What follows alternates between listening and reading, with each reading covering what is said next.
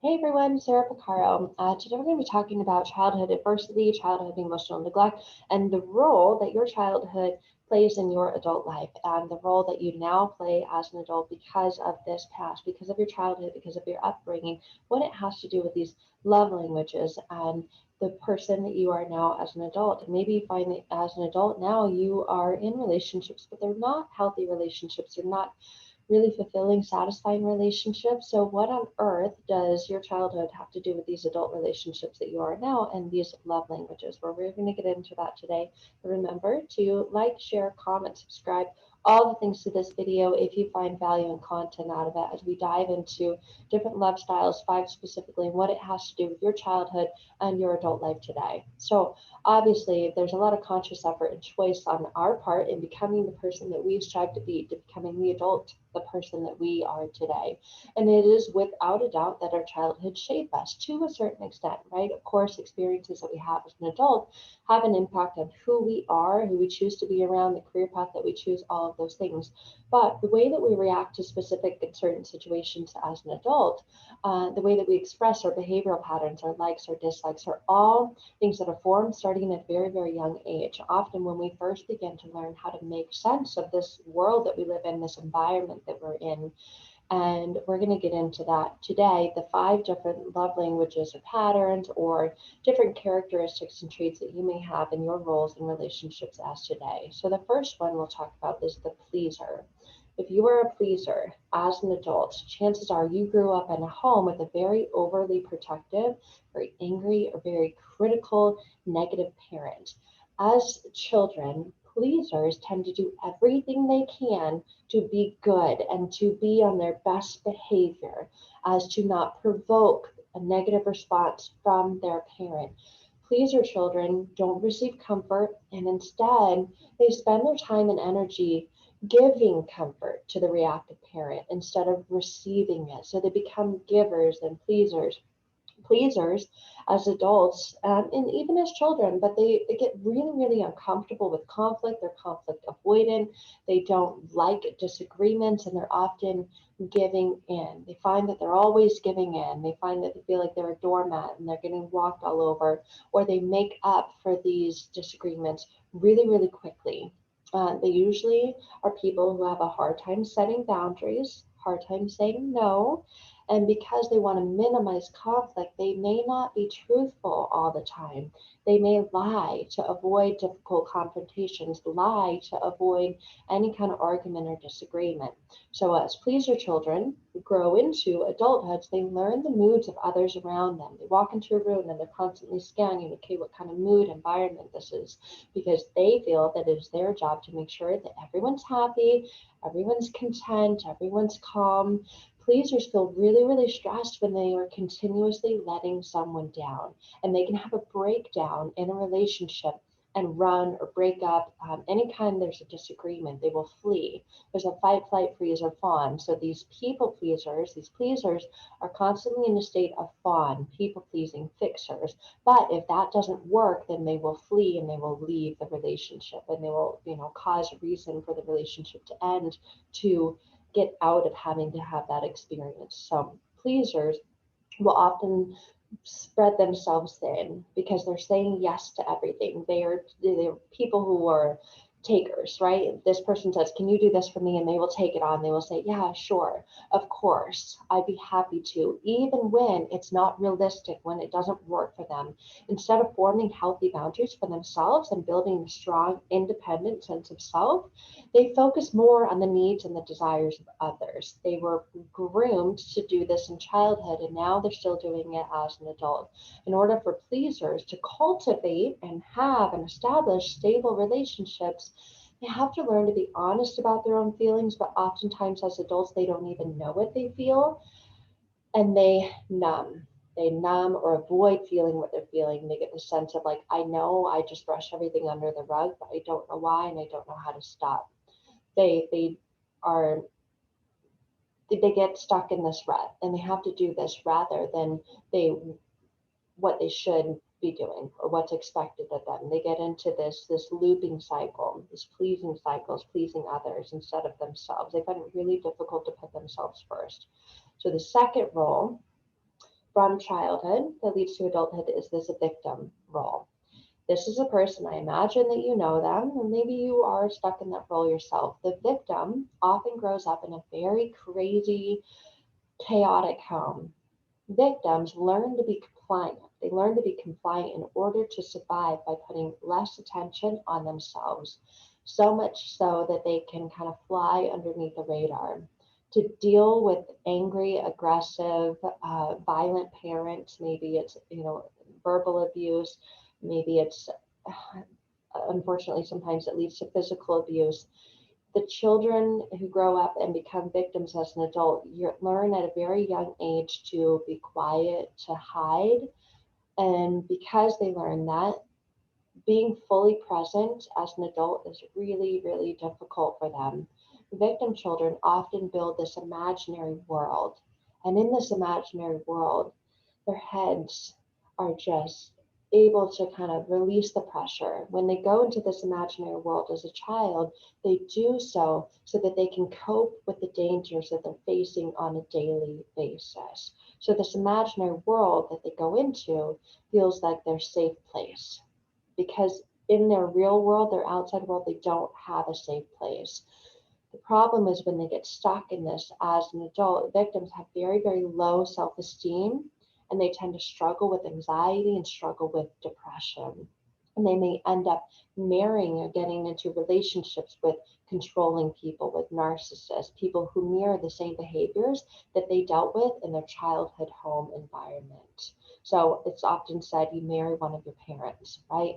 And victims don't understand why. They're nice people, they don't like to rock the boat, but they learn to cope by relying on compliancy. They learn to cope by going with the flow. And they're usually very used to chaotic and stressful environments and situations, so much so that when they do experience calmness, it makes them feel really uneasy because they're anticipating the next blow up. They're waiting for the other shoe to drop. And in order for victims to cultivate healthy, stable relationships, they have to really work on and prioritize and learn to love themselves, learn how to stand up for themselves when a situation calls for it, instead of letting other people walk all over them. So, if either one of these two are making sense and you're going, yep, yep, yep, and you're looking for a powerful way to heal, that is how I work with clients, using rapid transformational therapy and using hypnosis. The third one we're going to get into is the controller. This is the person that you may notice, if you're one of the first two, that you are in a relationship with or gravitate towards being in a relationship with the controller. The controller grows up in a home where there wasn't a sense of protection built. So they learn to toughen up. They learn to take care of themselves. Controllers need to feel in control at all times to keep the vulnerability that they experience in childhood from revealing in adulthood. They see vulnerability as a weakness, as a thing that's like they're going to get hurt again if they bring that wall down. And controllers have to control as a means to protect themselves from experiencing negative feelings, feelings of fear, feelings of humiliation, feelings of helplessness. And controllers don't associate anger as being vulnerable. So, because of that, they use it as a weapon to remain in power. They use it as a weapon to control, to manipulate. You might have heard of the term gaslighting. Controllers have very strict and rigid tendencies, but they also may be very sporadic and very unpredictable. And you're trying to find a pattern in this. Controllers do not like stepping outside of their comfort zone, and anything out of their control is out of their comfort zone because it makes them feel vulnerable. It makes them feel stripped of protection. It makes them feel just exposed. They prefer to solve problems on their own, and they like getting things done in a certain way, in a certain manner. And anything outside of that will induce rage and anger. In order for controllers to protect and feel stable and have long lasting relationships, they have to learn to let go, have to learn to trust others, and have to learn to process those really big emotions and feelings like anger, rage, and all those things. So if you're with a narcissist, you will notice that they are a controller, but they're not going to take that last step. And very, very, very likely that they will not ever get to that place where they have healthy, long lasting relationships. They might have long lasting relationships because of the other person staying in that, being an enabler for that type of behavior, but it's not going to be a healthy relationship. But that is how controllers are formed. The next one we'll talk about today is the facilitator. The facilitator grows up with a very unpredictable parent. As children, facilitators learn that their needs are not their parents' top priority. Without consistent affection from the parent, facilitators fear and develop a deep, deep, deep sense of abandonment. So when the parent finally does feel like giving their child time and attention, facilitators are usually too angry to receive it or too tired to receive it. It's like, oh, now you're going to show me some attention?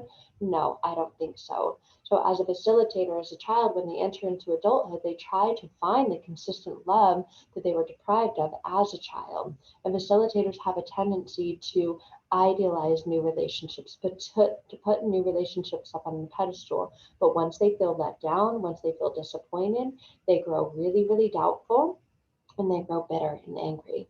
So facilitators in childhood often misunderstood the experience of a lot of internal conflict, emotional stress within their relationships. So they can be extremely sensitive, extremely perceptive, which allows them to detect even the slightest change in others and know when people are pulling away. And in order for them to cultivate healthy relationships, stable relationships, they need to learn how to pace themselves and how to get to know someone before committing too soon and before getting hurt by their own expectations. That's what they'll notice they get hurt by a lot is their own expectations. They're not being met, those unmet expectations. So the fifth personality or love language or love type we're going to talk about today is the avoider. You might have heard of this, like the avoidant, the dismissive. The avoider often grows up in a less affectionate home that values independence and values self-reliance. As children, avoiders learn to take care of themselves starting at a very young age and put their feelings and needs on hold in order to deal with their anxieties of having no comfort, no nurturing from their parents. Avoiders tend to like their space and they rely on logic and detachment more than their emotions. And they get really uncomfortable when people around them experience intense emotional ups and downs. And in order for avoiders to cultivate healthy relationships, long lasting relationships, avoiders need to learn how to open up, how to express their emotions honestly and openly. So I hope that this information, this video has helped you maybe put into perception of where you were at, see the links between these childhood experiences and where you are within your own life and your own relationship as an adult today. If you're looking for a powerful way to heal, again, using rapid transformational therapy, using hypnosis to really get you into that inner part of your mind, make those connections and those links to past experiences and why you are the way you are today. I imagine that you're wondering, like, why? What happened to me? Or maybe, I don't know, maybe it is that you have blocked out a lot of your childhood because of these adverse childhood experiences. But in your adult relationships today, you find, like I did in the beginning, you're just never happy and nothing is ever good enough for you. But you really, really would like for it to be, and you strive for it to be, and you're ready and willing to put in the work to get that type of experience. That is the case. That's true. That's so. Then let's connect. You can click on the link in the description below this video and it will take you to my website to find out more about how I work with people and how to get to the place where you can have healthy relationships despite what you went through in your childhood.